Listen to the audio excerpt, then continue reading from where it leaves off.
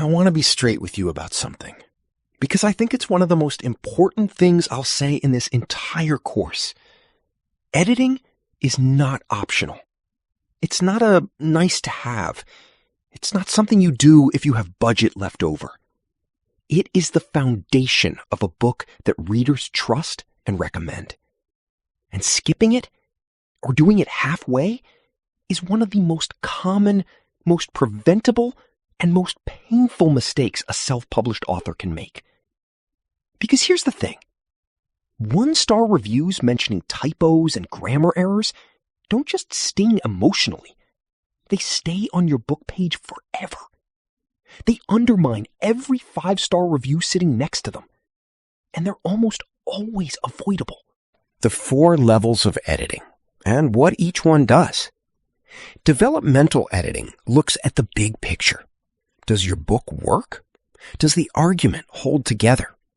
Do the characters feel real? Is the structure serving the story or fighting it? A developmental editor is the person who reads your entire manuscript and tells you honestly what's working and what isn't before you've invested in everything else. This is the most significant editorial investment you can make. And for a complex book, a novel, a memoir, a major business book, it's often the most valuable. Structural or substantive editing goes a level deeper into the organization. This is about moving things around, cutting what doesn't serve the book and strengthening what does. It's less about the big picture and more about whether each section is pulling its weight. Line editing is a sentence-by-sentence pass for clarity, style, pacing, and word choice. This is where your prose gets polished, where repetitive words get caught, where a clunky sentence becomes something smooth and confident. A good line editor doesn't change your voice. They help your voice come through more clearly. Copy editing is the technical pass. Grammar, spelling, punctuation, consistency. Did you call your character Sarah in chapter 3 and Sarah in chapter 11? Copy editing catches that. It's precise, methodical work, and it matters. And then proofreading, the final pass, ideally done on the formatted file rather than the raw manuscript. This catches anything that slipped through, plus any errors introduced during the typesetting process itself. What you can do yourself before it goes to an editor. Read your manuscript out loud, the whole thing if you can manage it. Your ears catch things your eyes have learned to skip over. You'll find awkward rhythms, repeated words, and sentences that made sense in your head but don't quite land on the page. Read it out loud, and it will be a different manuscript. Also, give it time.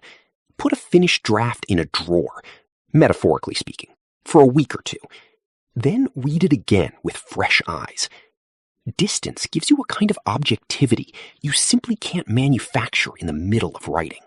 Hiring an editor. What to look for and where to find one. For self-publishing authors, I'd recommend at the very minimum a copy editor and a proofreader. If you're working on something complex, add a line editor.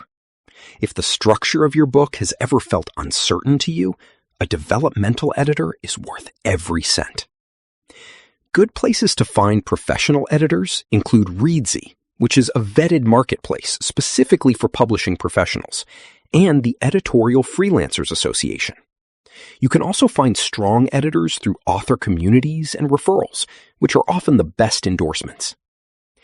If you're not sure whether your manuscript is ready for the next stage, formatting, cover design, publishing, or if you simply want a second opinion from someone who works with authors every day, the team at Authorly Publishing can help point you in the right direction. They work alongside authors throughout the whole publishing journey and can connect you with editorial resources that fit your specific book and budget. Reach out at authorly4u@gmail.com or info@authorly.net. Beta readers. Honest feedback before the professionals. Beta readers are regular people, enthusiastic readers in your genre who read your manuscript before publication and tell you what they honestly think. What confused them? What bored them? What made them stay up late? Beta readers are invaluable, and they're often free.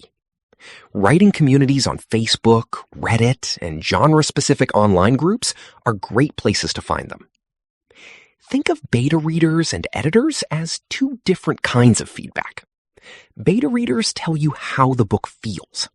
Editors tell you how it works. You want both.